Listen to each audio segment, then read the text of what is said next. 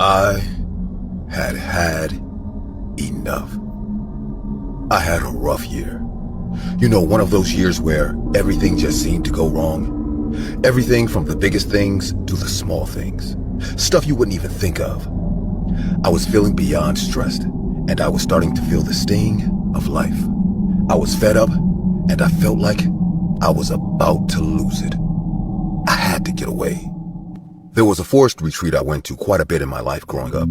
Even visited the place often in my adult years, and I decided to go there for a while. I had to get away from everything. The city life, my normal routine. I just wanted to be with my thoughts for a while.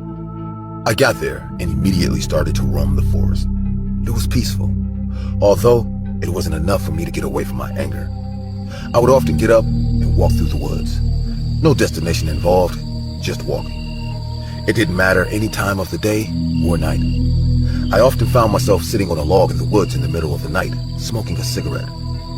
Most people would be afraid to sit in the total, complete darkness of the woods by themselves, but I wasn't, and honestly, I was at such a point that I really didn't care. On one such night, I was sitting on a log, puffing a cigarette, planning my next moves. I had to change things, when I heard a slight giggle and rustle in the woods. I looked up, but I didn't see anyone. I went back to smoking my cigarette, and then within a few minutes later, I heard it again. This time, it was closer. It repeated. Although I myself was out here, anyone out in the middle of the woods at this time of night was not at all safe. I decided to investigate. The laughter continued, and I followed. Through the brush, with a little moonlight that shone through the trees, I could see a figure dashing in and out of the forest. What the hell? I thought. As I inched closer and closer, I could tell that the figure was wearing a robe.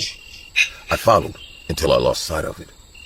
I stood there in the darkness of the forest, confused and without direction, still searching for this figure. It was silent for a moment.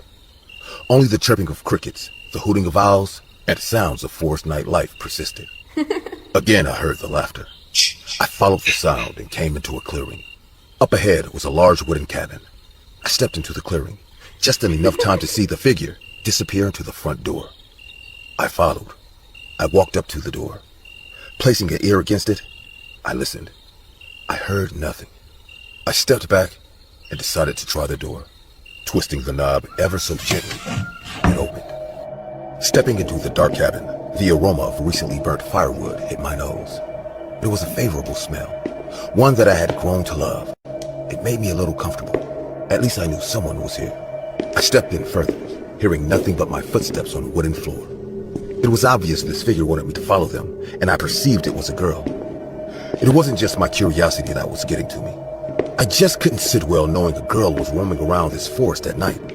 Whether she felt comfortable enough to do it or not, it just wasn't safe. I wanted to be sure of what this girl's situation was. Maybe she was with some people here nearby, or maybe it was just some group of teens here hopped up off drugs out here, running around. Either way, I wanted to find out. Especially if it was the latter. That especially wasn't safe. As I rounded a corner, I saw the robe flitter behind a wall. I walked over. To the left of the wall, the robed figure disappeared behind was a stairwell. And again, I saw in just enough time the robed figure disappear into the door at the bottom. I proceeded down the stairs. Now, you may ask why, but in a few moments, you'll see why. As I reached the bottom of the stairs, through the doorway, I could see a pretty young girl standing across the way. Her hands were placed one over the other at her waist, and she was just standing there, smiling. I stepped into the large hall. Wooden torches lined the walls all around and lit up the place. As I began to approach the girl, I heard the door slam behind me. I turned to find two average-built men standing on either side of it. "Welcome, friend," a voice called out from where I was looking before. Coming out of a corridor behind the girl was a robed and hooded man. He proceeded forward and stood next to the girl. From corridors around the circular hall, the hooded figures began to emerge. I felt a shove from behind me as one of the men ushered me further into the hall. "The fuck is this?" I said calmly. "This is your night." "What do you mean, my night? Why are you all dressed up like Catholics standing down here in this cold hall? Tonight You will be our sacrifice. To him? Him? Who would this him be? We are the cult of 40. In a moment, we will let you out and back into the woods. And then, we will hunt you. They all produced weapons. Knives, swords, axes, sticks, and I noticed one person even had a gun. A table and chairs were brought out and placed in the center of the room. Hanging on the side of their belts against their robes, I noticed all of them had these masks, these, like, hockey masks. It looked like something I'd seen before, but with the robes on and everything, it just kind of looked out of place. I smirked. You're gonna let me back out of this cabin, and you're going to hunt me? Yes. Oh, you definitely got the right one tonight. For the last 3 decades, we have honored the tradition of him. Every year on this night, this his special night, Friday the 13th. We honor him by doing what he did. We honor him with the hunt. Before he could finish his sentence, I caught him with a quick right and left. Oh! He fell to the ground, slid across the floor, and hit the wall. He looked up, holding his cheek. The look on his face was no less than utter disbelief. I looked across the room, and all of them were standing there, wide-eyed, mouths open, frozen in shock. See, I peeped these people when they walked into the room. I know these kind of people. They don't have any real power or control. They use fear to control. They've been hunting people for years, and they count on someone being paralyzed in fear seeing their weapons, numbers, and this creepy atmosphere. Nuh-uh, not me. I reached for the next robed person closest to me and picked him up and slammed him hard into the cement floor, head first. Blood splattered everywhere. The crowd of cult members gasped. I grabbed a chair, bashed it against another. They dropped their stick, and immediately I commenced to pick it up and beat that person to a bloody pulp. The cult couldn't believe what they were seeing, and all screamed in panic and bolted for the door. I quickly caught hold of the one holding the gun, slammed him into the ground, and hit his head into the ground until his brains came out the back. The cult leader was still lying on the floor, looking on in shock. When we locked eyes, he too bolted for the door. After I beat the other guy's head into the ground a few more times to make sure the job was done, I grabbed the gun, a sword left behind, a knife, and a piece of the broken chair, and chased after. When I exited the cabin, I could see the cult members scurrying, screaming, and panicking. They were running for their lives. The cult leader disappeared into the forest too. Where are you going? I thought we were hunting. I screamed. I dashed off into the forest, weapons in hand. I was pursuing the cult leader, but opportunity led me to another cult member. She saw me following and fled through the trees. I caught up with her, grabbed the back of her robe to stop her in her tracks, and hacked away with the sword. She died in a gurgling of blood. Back off into the forest I went. I saw another cult member running blindly through the forest. His shadow was heading my way. I positioned myself behind a tree and timed it perfectly. Ooh, home run. I swung the chair leg and it landed square against his face so hard he left his feet. I looked down and his face was sunken in, eyes still open. Even still, I beat his head until it exploded. One by one, I hunted them down. Another I found running and quickly relieved them of their legs with a quick swipe of the sword. Then I relieved them of their arms, their upper head, and their guts. The young lady that led me to the cabin, oh, she got something special. First, I caught her with the sword. Then I caught her with the chair back. I gutted her with a knife. And I sat there for a minute. I was tired.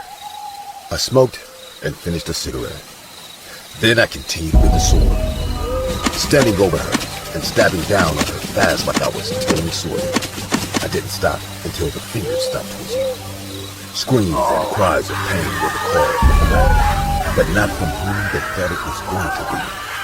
I hunted them all down, my entire body enclosed, drenched in blood. And oh yes, I did eventually catch up with the cult leader. You'll never make it out of here alive. We've been doing this for years. You got the right one tonight. Yeah, ain't gonna be no sacrifice for Mr. Voorhees this year. Unless you all count. I screamed back. I will see your head on his table before this night ends, he threatened. You just keep giving me ideas. I shot back. He tried to flee through the woods, but he was slow and I was angry. As he ran a few feet ahead of me, I took out the gun, took aim, and shot him right in the calf muscle. You are no one. Yeah. You are nothing. He fell to the ground screaming and cursing, yelling out in pain and still threatening. Kill you. I walked over to him and stared over him. You will never. I shot him in the leg. We are the cult. We are all powerful. I shot him in the arm. We receive our power from him. We are all power. I shot him in the other leg. I thought this guy was not going to get it. Stop! Stop! Stop! Damn it! I squatted over him. So now you know what it feels like to be hunted. Is this what makes Mr. Voorhees happy? Does it make you feel good? It should. If an action feels good, it should feel good on either side of the action, right? No, it doesn't, he said, panting in pain. I didn't think so, and this isn't either. I took the sword, placed it under his chin, and as slow as I could, I pushed it into his head. But I stopped far enough that it wouldn't kill him. I then felt around his side for his liver. I wanted to make sure I missed his lungs. Didn't want him to die prematurely. I placed the sword on his side, and I repeated the slow as I can motion. When I got to his leg, he tried to reach up with his one good arm to stop me, so I chopped it off. I repeated this over his entire body for a long, good portion of the night. And when I was done, I placed the sword tip on his forehead and repeated the motion, this time going all the way through. I told you, I had had enough. If only they had known better than to mess with someone who had reached a point, a limit. I didn't know if there is more of this cult somewhere out there. So I rounded up all their bodies and placed their heads on the Voorhees table in the basement hall of that cabin as a warning. Hopefully, it will deter them from doing this again. I know what you all are going to ask next. Am I now going to turn into them? Enjoy hunting men? You know, they say once you get the taste for hunting men, you never lose it. Nah, I think that's bullshit. The only pleasure I got from hunting them was making sure they could never hunt anyone else ever again. You know what? Maybe I'll come back here again next year.